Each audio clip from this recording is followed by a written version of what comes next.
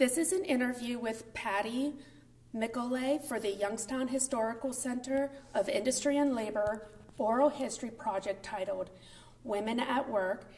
The interview is being conducted at the Steel Museum on March 20th, 2023, and my name is Susan Lowry. Hi, Patty. How are you today? Fine, and you? I'm doing all right. All right, so I'm going to ask some introduction questions for you, okay? Okay.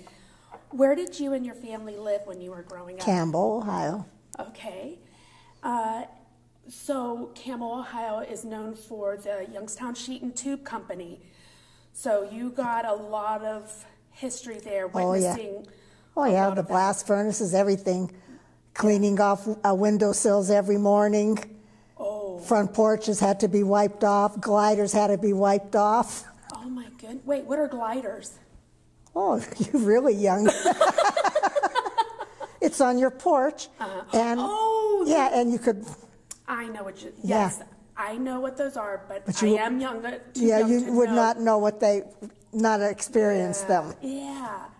So obviously then you went to Campbell High School, yes. Right? Mm-hmm.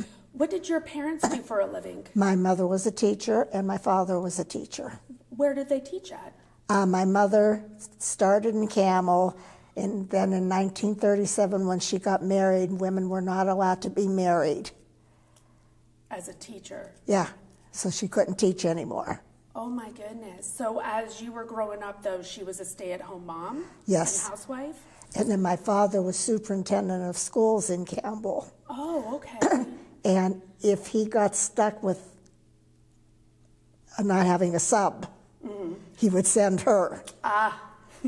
That was the last resort. Yeah. Okay. And then she went back to teaching in Youngstown City Schools when I was in 3rd grade. Okay. Did you have siblings? A twin brother and an older brother. Really? Oh, how fun. And during high school, did you have an outside job? No. No, you just focused on school, and did you play sports and everything too? I was in the band. The band. What did you play? Trombone. Really? Yes. Oh my goodness. And then I used to go down to the YWCA for swimming. I did all my swimming lessons there, and then I ended up teaching swimming there. Oh, when you were out of high school? No, when I was in high school. Okay, so you did at least do the teaching. So that's awesome. And the best experience was when we taught the blind how to swim.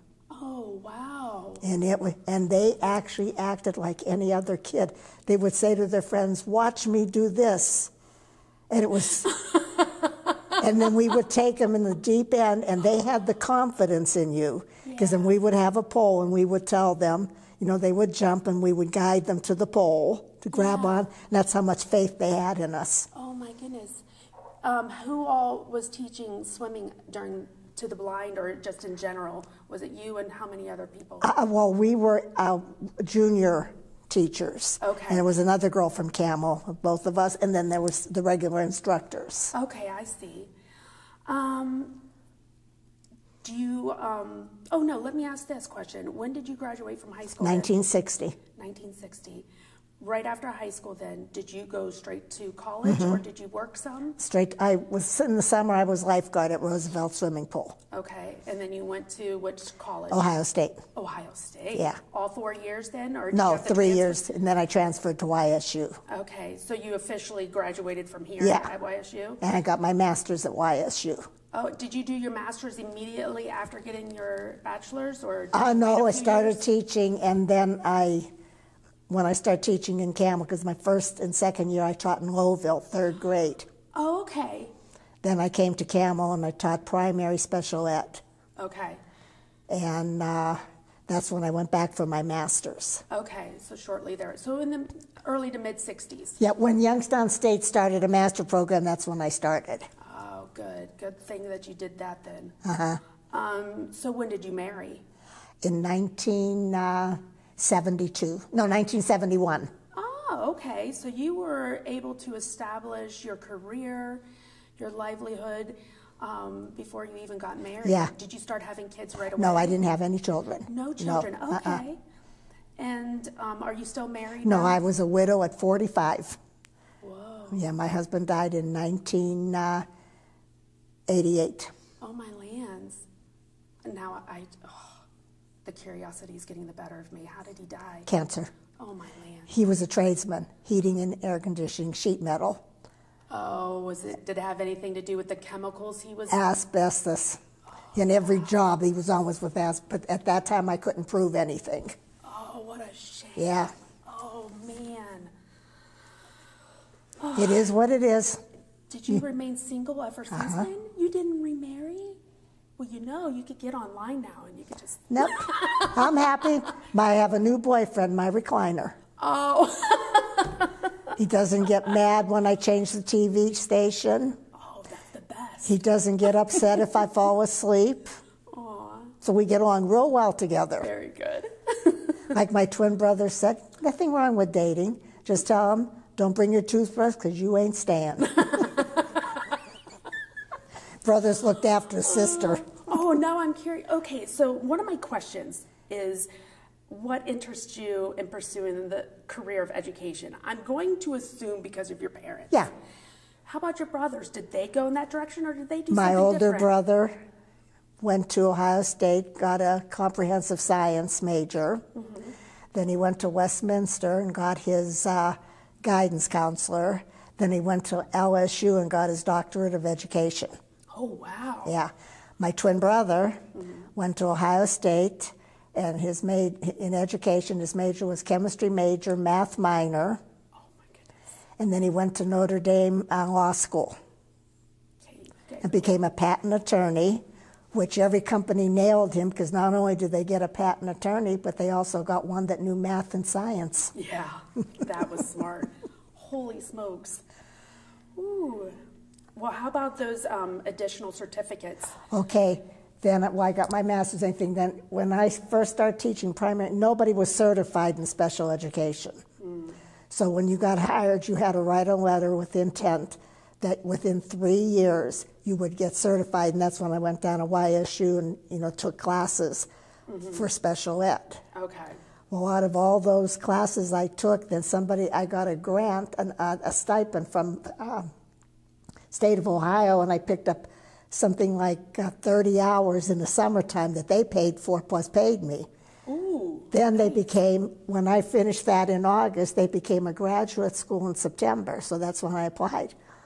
Well, all those hours that I had in special ed were all on the graduate level, but they couldn't give me credit because I was still an undergraduate when I took it. So she says, well, we'll just pick up. So I took more psychology, you name it, I took it. Oh, holy smokes. When you started working you first at Lowville, then a couple years later you went to Campbell. Yeah. But when you first started teaching, what would be a typical day be like? So you would go, did you go in early enough to prep your classroom? Yeah, I always went in early and set, I had everything ready. Oh, so besides special ed, what was there another certain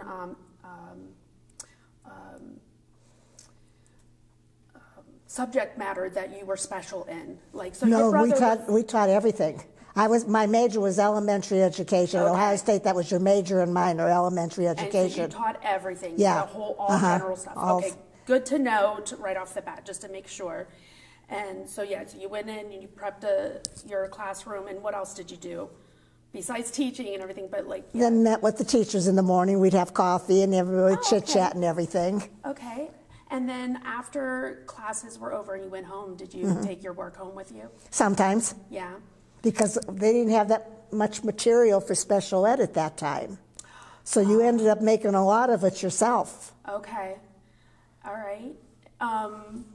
Then, hold on, I'm sorry. Yeah, I do this all the time. That's all right. I always lose my place. Hey, I write notes to remind me to read a note. Oh, so I see, yeah. And did you have to create...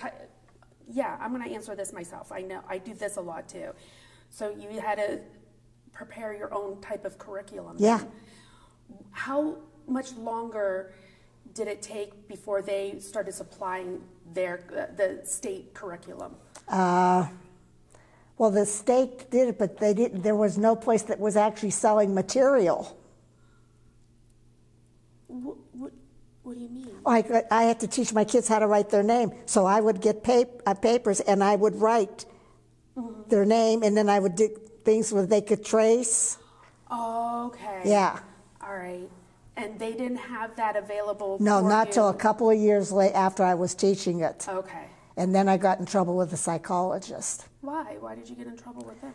Because I questioned the girl that was put in my class. Why did you question her?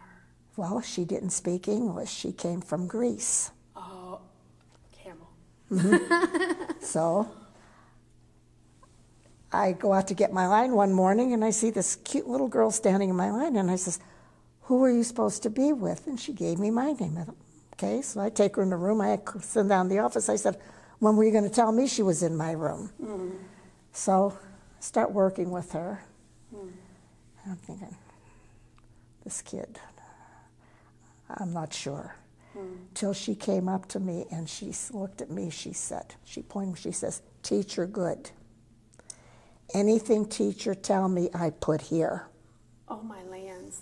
And I'm thinking, that is not a special ed kid. So they put her in there just because she did not speak very good English. She didn't speak English at all. I happen to know a girl that did her practicum to becoming a psychologist who was in there when they tested her. So I asked her, I says, "Was there an interpreter when she was being tested?" She said, "No." I see. Yeah. I said, "What was your take?" She said, "She didn't speak very much English. She just came in May and we tested her in June." So how...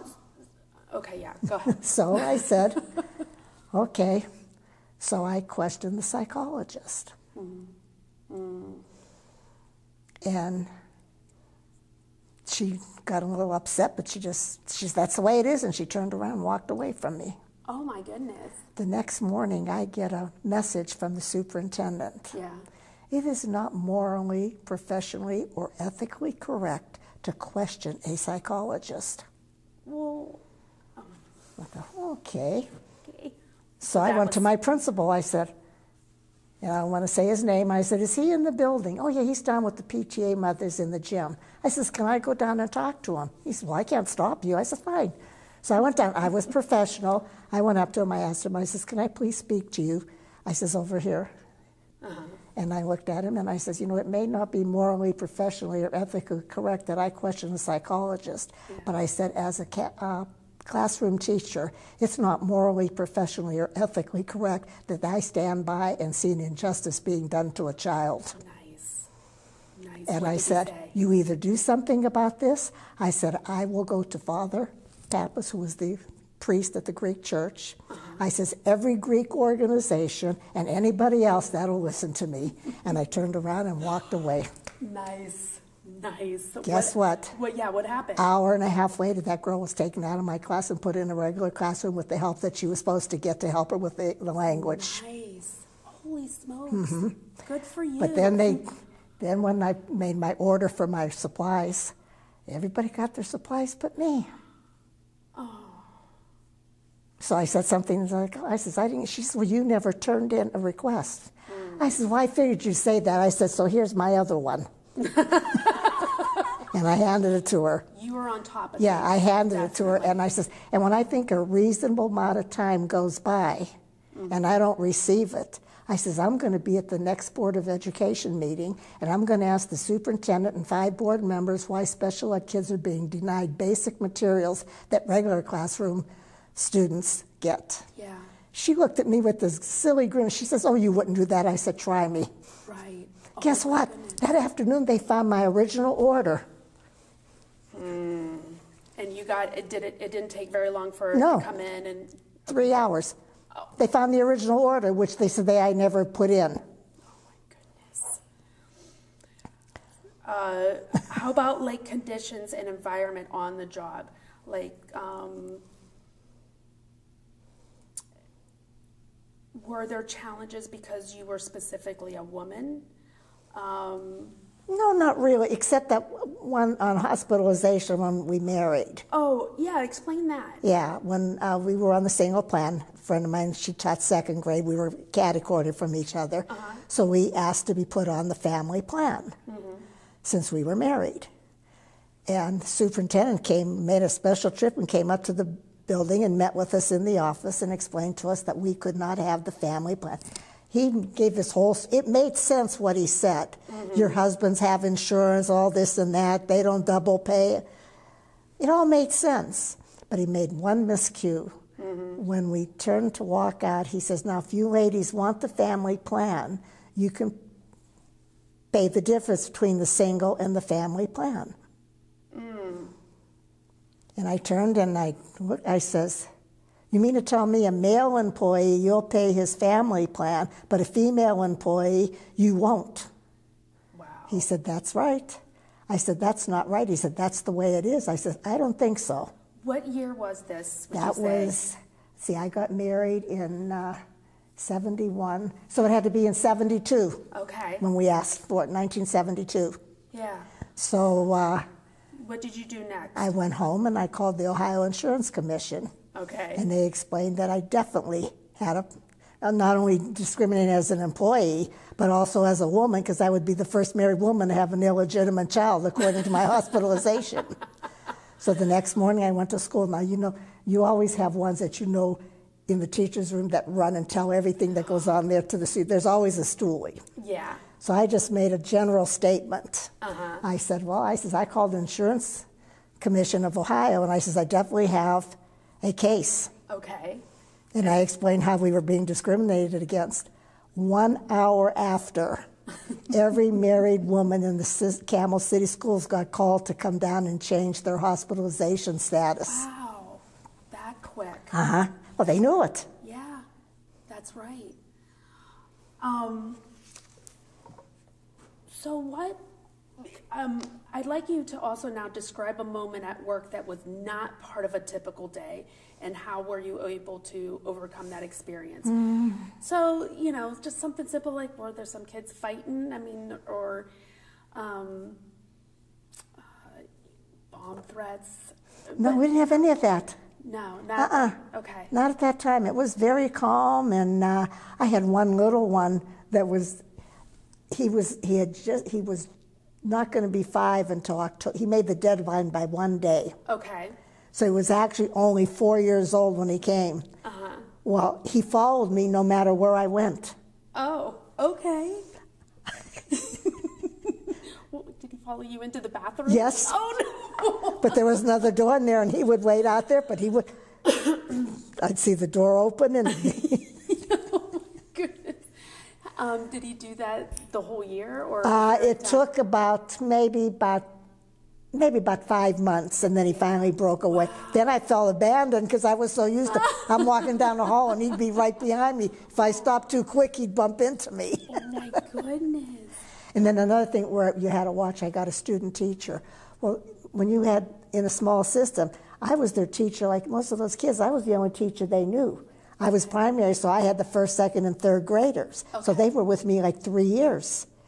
Wow. Well, I had a student teacher. So she observed me for a while. So I told her, I says, okay, now I'm going to let you start teaching. I'm going to stand in back of the room. And I says, you know, I'll be doing that. You just handle the class. Well, she would ask a question. The kids put their hands up. She would call on them, and they turned around and answered me. Oh, no. But after a few times, she went out of the room and sobbing. Aww. They hate me. Oh. They hate me. I said, no. I explained to her, I said, I was the only teacher they knew. Yeah. I said, so what we're going to do, I said, the teacher's lounge was right next door to my room. Okay. I says, I'm going to sit in there. I'm going to leave the classroom door open. I'm going to leave this door open. Oh, I can still hear what's going on in case you run into a problem. I can get in there immediately. Yeah. Then they were fine. Oh, okay, good. I see. So that was the only unusual. Well, speaking of something else, when you're at a job, there's always one person or two of individuals that you don't get along with. When you would have those types of issues of not getting along with somebody, what was the situation? If you're able to share, how did you overcome it? I've actually got along with everybody. Yeah. The only problem I ran into is when they started mainstreaming the special ed kids, like they would go into a regular class for homeroom. Okay. They would go to a regular class for art. Okay. Or they would go, if that class went on a field trip, they were to attend with that class. Okay. Well, I had some teachers that didn't like that. I'm taking your kids. No, I'm taking your kid. They're actually your kid. I take them. So then I had a principal, when they went on a field trip, they said, they're not going on the field trip. I said, yes, they are. He said, no, they're not. I said, fine. I says, now this is out of my mouth. I'm calling the State Department, Special Ed Department, and tell them that my kids are being denied a field trip that they're supposed to go on with the regular class. Yeah. I said, you explain to them why they can't go. Yeah. They can go. They changed his mind. See, I had to fight for those kids. Yeah. But now it's different. They're well meshed in. At first, anything new was always strange at first. So do you think that that's why the teachers didn't want them to come, because they were afraid that they wouldn't be able to know how to work with the child? And the thing is, if you could walk in and I would take my kids and put them in a room and tell you to go in there and pick out the one that's special ed, you couldn't do it. I see, okay. Because they don't look different. Yeah, yeah. I had one kid that the psychologist was retesting, and he come in and I could see he was visibly upset. Wait, the psychiatrist or the student? The psychologist, no, the student. Okay. I says, David, what's the matter? He thinks I'm a fool. Oh, no. I said, no, he doesn't. He said, yes, he does. He said, he keeps telling me I'm doing good, and he keeps marking everything red. I know I wasn't doing good. So I calmed him down. Oh, my gosh. Oh. Now, I taught the primary for 18 years. Okay. Then I went to regular 5th grade. Oh, okay. And I taught self-contained 5th grade. Self-contained? Yeah, all the subjects. Okay, okay. I never heard that before, sorry. Yeah. Let's see, that one. Okay, so being a school teacher, there's unions, and you have to pay dues. You're already part, as soon as you become a teacher, but you also became a president eventually. Of the CEA. Of the CEA. Yeah. And when was that? Like, how many years had you been teaching before you became that? Let's see. Or maybe even what year about did you start? That's what I'm trying to think. It'd have to be the early 80s. Mm-hmm. Oh, okay. So I had been teaching for a while. Yeah. And then, see, after I taught regular 5th, then their opening came in 8th grade, and that's when I went to the high school and I taught 8th grade, regular 8th grade. Okay. And then that's about the time you became the president of the team. Okay. What made you become president? What was going on that you were like, you know what, I need to do this? Well, we almost had one strike already. Okay. And then we had the second strike. Then nobody wanted to run. So I did it. I've heard that sounds familiar. Yeah. And so you did it, and did you have, like your vice president, the secretary, the treasurer, were these people that you've been working with for a while, so you were very used to them, got along. When you would go in to negotiate, did you come up against any other male figures or female figures? Mostly male. Yeah. Did you have any issues where they might have discriminated you during that time? When we were going in to go over the final language of superintendent, he was a lot younger. And as we had to go in this one side door, so he opened it and he looked at me. He said, "Age before beauty." Oh my gosh. And I turned around and looked at him and smiled. I says, "You got that wrong." I said, "It's brains before bronze." And I walked through the door. You're so quick. Oh my goodness. Anything else like that, or just? Well, he was one like, that. how about you're actually at the tables and you're sitting across? Well, from each other? it wasn't just directed at me. He was noted for slamming his fist on the table, knocking stuff off the table. Really? Oh, screaming! This is the superintendent? Yeah, he was screaming and yelling, and he was crazy. So I told my team, I says, when we go in, I says, no matter what he screams or yells or throws or anything, I said, you show no emotion whatsoever. Just sit there, blank. Yeah. And then I would say, are you done? Can we continue? And then we'd go on.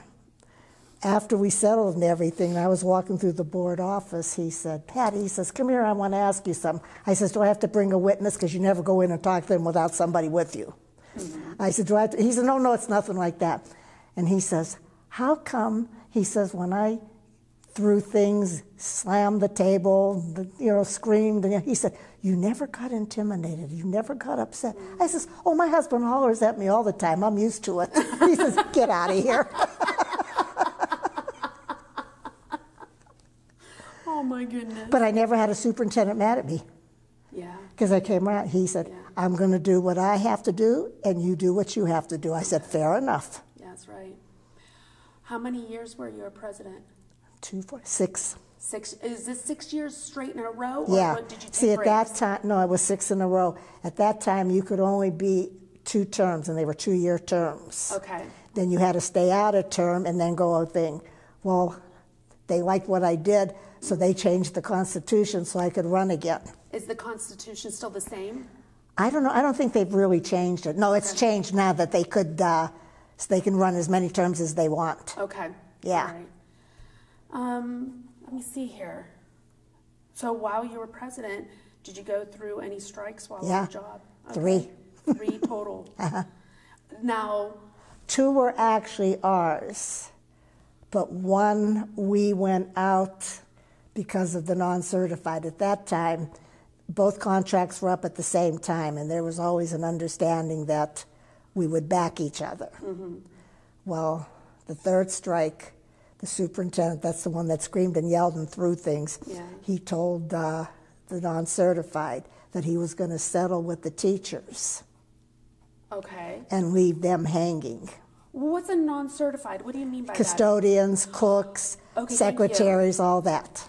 Doesn't that normally happen at 2 different times, but it just happened at... We always had them at the same time, that we didn't negotiate together. Okay. They negotiated themselves, we negotiated ourselves, but nobody settled until the other one had a contract. Okay. Oh, interesting. I thought it was one of those things that usually, or maybe is that newer? That's newer. They don't want us together. Right. Okay. So let's backtrack again. He said, the superintendent said that he was going to side or work with you guys or finalize with you guys. He's going to settle with us and leave them hanging. So they came to me. Oh, yeah. And I looked at it, I said, never going to happen. He did it. We had a contract. I had a ratification meeting. Yeah.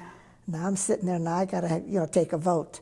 I'm reading our Constitution. I read that Constitution 3 times, how I could stall it. And I found one sentence. Yeah. And it said, when you present a new contract to your membership, you have to give them ample time to digest what you presented. So I asked for a motion to go home, think about what we've discussed, and come back at 6 o'clock in the morning and take a vote. Okay. Because they were still up there negotiating. We didn't know how that was going to go. Oh, my goodness. Well, the mediator from Cleveland called me. Yeah. He says when he found out that we didn't ratify the contract, they said you could hear him screaming in Lowville. That's so smart. Now, some of this about us going out on strike with OPSI, we never admitted to it. Yeah. So you got to watch where you put that out. Oh, okay. No. When you went out on strikes, then those 3 times, those were times that you also did not go and teach. So how long would you be out of classes? Most of ours was just a couple of days. Just a couple of days. Yeah. Oh, that's good. In fact, we had one strike, and I was still down at the elementary buildings then, and I came up to the high school. Well, there was Channel 21 there. And so then when I pulled in, they said, well, she's the president, ask her. Well, we allowed the football team, because there was a football game that night. So they had to be in school a half a day, so we allowed them in the building with the coaches. And then we allowed them to play the game that night. Oh, wow. Okay, good. And so the newsman from 21 says, are they football players in the building? I said, I assume they are. I says, again, I'm not in there, so I can't be positive. Yeah. Well, is there education going on? I says, again, I assume there is, but I'm not in there, so I can't be positive. He says, well, then what Camel teachers are saying is football is more important than education. Oh, boy. And I said, no, that's not what we're saying. Yeah. I said, the difference is, I said, this football game, this team has a chance to go far. Mm-hmm. This football game has to be played tonight. They don't get a second chance to play it. I said, our gripe is not with the students. Our gripe is with the Board of Education and the superintendent. Yeah. I said, the days they missed out of class, I said, those days will be made up when we settle. Right. But you can't make up a football game like that. No, they never aired that. Oh, good. No, because I shut them down. Yeah. Because they want to go in there and say, Camel teachers think football's more important. Then we went to our football game. We had informational picketing at the football game. Okay. Right before the game started, we crossed our own picket line and went in. Good. Did they end up winning? Yep. Yay! And they went to Columbus, too. Oh, and how did they do there, by chance? Runner-up. Oh, okay. How about grievances? Oh, too many probably did. Oh, yeah, there's always... How about this? We'll narrow it down because we are focused on women and their experiences. How about possibly a woman teacher, and you don't have to mention names or what grade she taught, but like maybe she filed a grievance because she was being harassed either sexually or mentally or verbally. Yeah, I never had any of that. Nothing like that? Oh, that's good news, though. No. Honestly. Okay, good. How about... I had two of my members one time fighting. Oh, wait, two of your members within your... Yeah, in my... Oh, geez. We had a meeting, and then we had the building reps in there, and two of the building reps were going at it. Oh, geez. Yeah. And I said, well, the one says, I want to file a grievance. I says, we don't have a grievance against our own membership. What do you mean we don't have a grievance? I says, we have a grievance against the Board of Education or the superintendent, not against our own members. Yeah. So fight nice, kids. Oh, well, that's kind of sad. But that's one of those things that... Yeah. There's always going to be some sort of friction. Right. And how it sounds to me like how you overcome it. You have this quick wit about you. Yeah. And you're on point. You know your information. And you just say it like it is. And that really nips it in the bud. Right. That's great. Okay, let me make sure. What is the thing that you enjoyed the most about your job? The kids. Oh, it's always the kids. Yeah. What was it that spoke to you about with them? Let's put it this way. When I was teaching 8th grade, now 8th grade is a very unique age level. Yeah. 1 minute they're acting like they're 35, can't understand why they can't go out all hours of the night, and the next minute they're acting like they're 2. He's touching me, he's looking at me, they're swinging. Yes. Like a pendulum. Yeah. They want to be this teenager, but they don't want to let go of this childhood. Yeah. You know, their bodies are changing. I had a parent-teacher conference, I had a mother and father come in, and I could see when they walked in the room, they were visibly upset. And I thought, oh boy, let's see, what's this going to be about? Yeah. See, then the father has tears in his eyes. The mother's actually crying. She says, what are we doing wrong? Oh. I says, probably nothing. I says, what, you don't know anything? You're only the parents? She says, right. I said, well, guess what? They look at me as, I know nothing either. I'm only the teacher. I said, they know everything. Just ask them. They'll tell you. She's shaking like this. And then I explained how the pendulum, I said, they're changing all this and that. I said, we should send them to Washington. They'd straighten everything out. Stop it. And then the mother and father, they looked at me and they said, do you know how good you made us feel? Oh, good. I said, because it's not you. Yeah. You know, I said, once they get through 8th grade and they hit 9th grade, the brain kicks in. Okay. And then they act different. I've had kids then we had office checkers. They would bring papers in, or, you know, there was no PA systems or anything like that. Okay. One girl walked in, senior, but she says, we didn't act like that. I looked at her, I said, yes, you did, sweetheart. You just don't remember. Yes. You all did. You'd swear one man and one woman had them all. That's how they acted. That's so funny. Well, obviously, what did you enjoy? But now, what was the least that you liked about your job? Actually, there wasn't anything I didn't like. Yeah, that's rare. Yeah, That's rare. I enjoyed my job. Yeah, that's good. Working outside the home, you being married, now granted it was a short marriage, but was there any difficulties trying to balance home life and work life? No? No. Okay. And how about when, one other thing that is very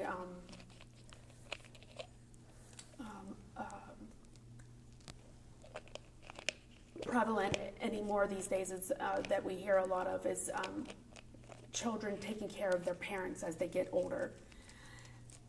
So did you end up having to do that at all, like take care of your parents while you were working? Not while I was working. Okay. Okay. I was already retired. Okay. But then I watched the chemistry teacher's kids. Oh, okay.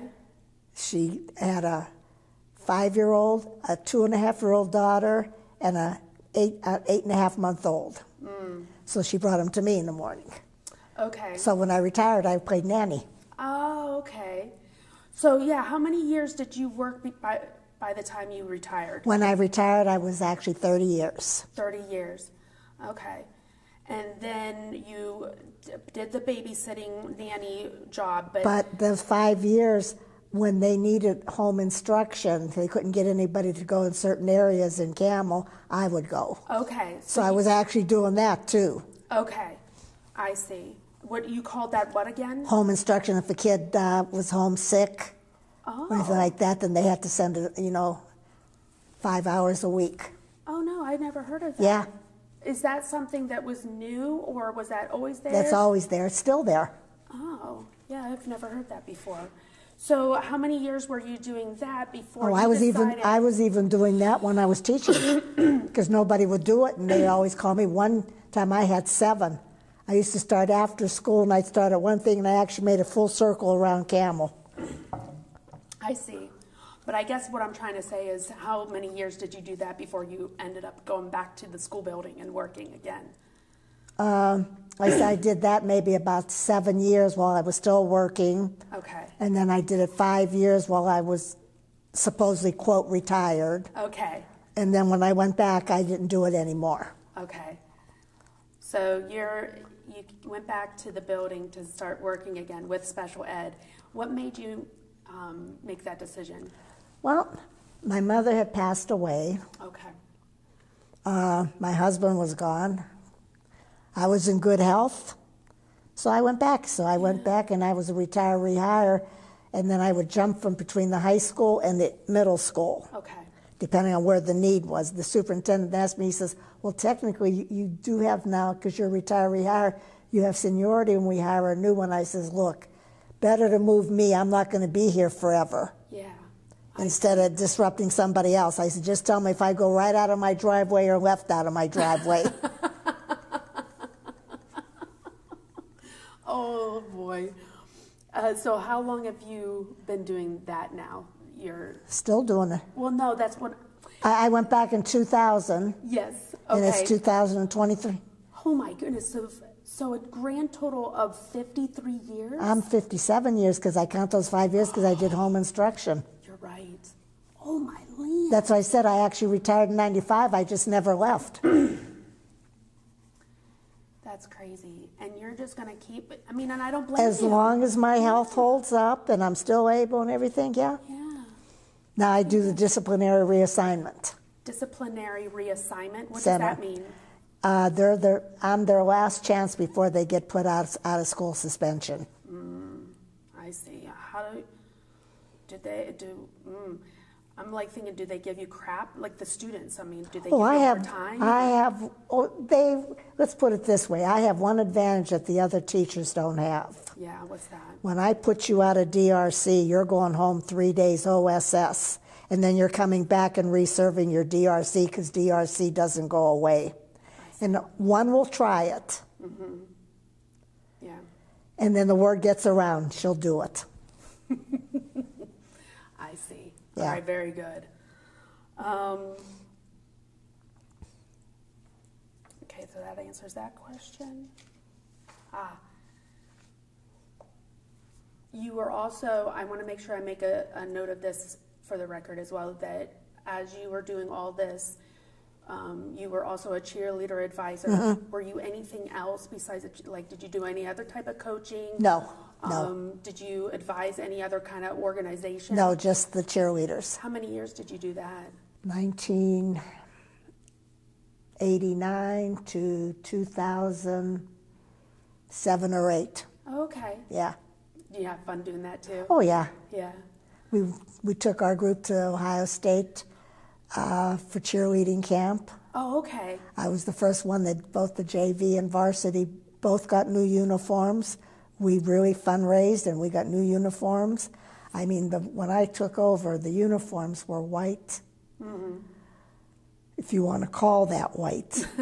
Yeah. So I wasn't too worried about, football season because they were far enough off the field. But there was holes. I thought, oh my God. So I talked to the girls and I said, we got to really get down to the nitty-gritty. We got enough money so when it started getting cold, the girls were able to, we got pullovers, that said devils on it, and we used black night silky things, pants and everything. And then by basketball season, our new uniforms came in. Oh, good. Okay. Oh, let me think here. Because as I was listening to you, I was thinking of something else, and now it went away from me. Oh, it'll come back.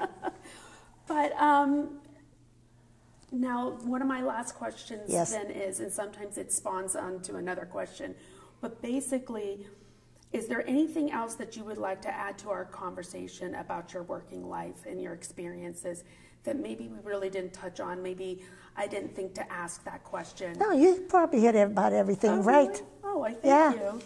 Very good. Well, I enjoy my job because I never left. Yeah. I mean, how about your relationship right at this moment with your fellow teachers? Do you have a lot of them that come to you and ask for advice? Or is it one of those things that you're like, I'm just going to stay back here, and if they want it, I'll give it? Where it really came out is that they realized that these kids weren't going to come down in DRC and put their head down and sleep. Send the work down, they're going to do it. Okay, good. And they would send it, and they realized they even trust me in giving tests.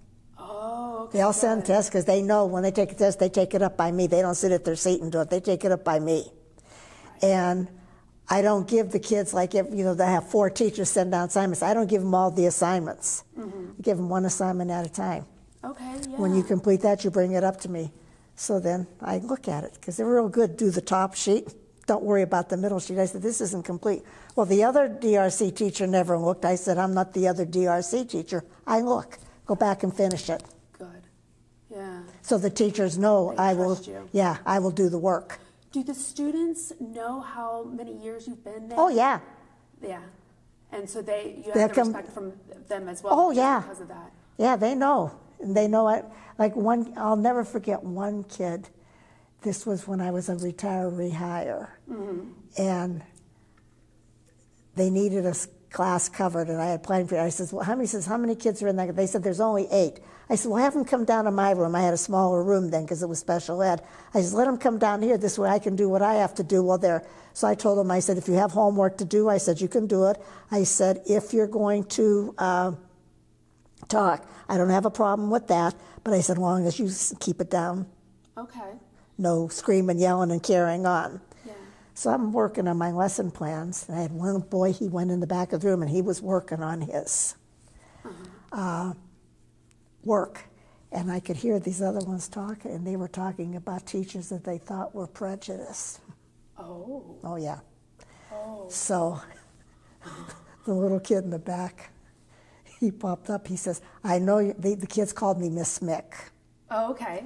Because it was the basketball champions that won state championship in '93 that dubbed me Miss Mick, and it just stuck. If you go up to the kids and ask them, where's Mrs. Mikolay, they won't know who you're talking about. As for Miss Mick. So anyhow, Skip, he says, I know you're not talking about Miss Mick. He said, she don't care what color you are. You do wrong, she's going to nail you. He said, I saw her nail the superintendent's son. Oh my God, that's fun. Well, you know, some kids right away they'll say, you're picking on me because you don't like me because of my nationality. Or, you know, that's typical. Yeah, you know what? What do you say to that when you have a student that has a remark like that? What do you tell them exactly? They weren't making it to me. Oh, no? Oh, no, okay. They weren't saying it to me. Okay. I've never had that said to me. I see. Okay. I was overhearing their conversation. You know how you listen, but you don't listen? But yeah. that kid answered the question, yeah. right? And they dropped it right then and there. All right. Because there's really not any teacher up at that Camel that I have known that was actually prejudiced. Yeah.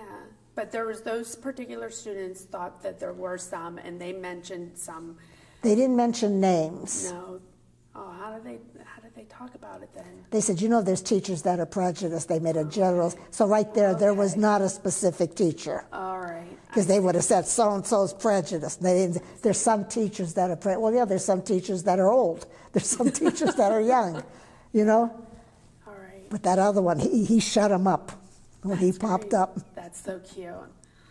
Well, I almost called you Mary. That's all right. Patty, because that's I had her in my head when we were talking about this, because I'm like, I think that's her kids.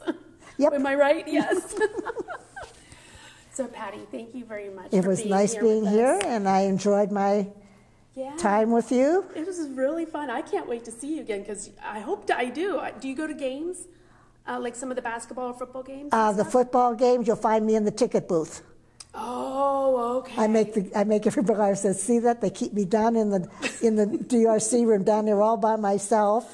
I says, and then I says, football games, they put me in a booth. They can't let me out in public.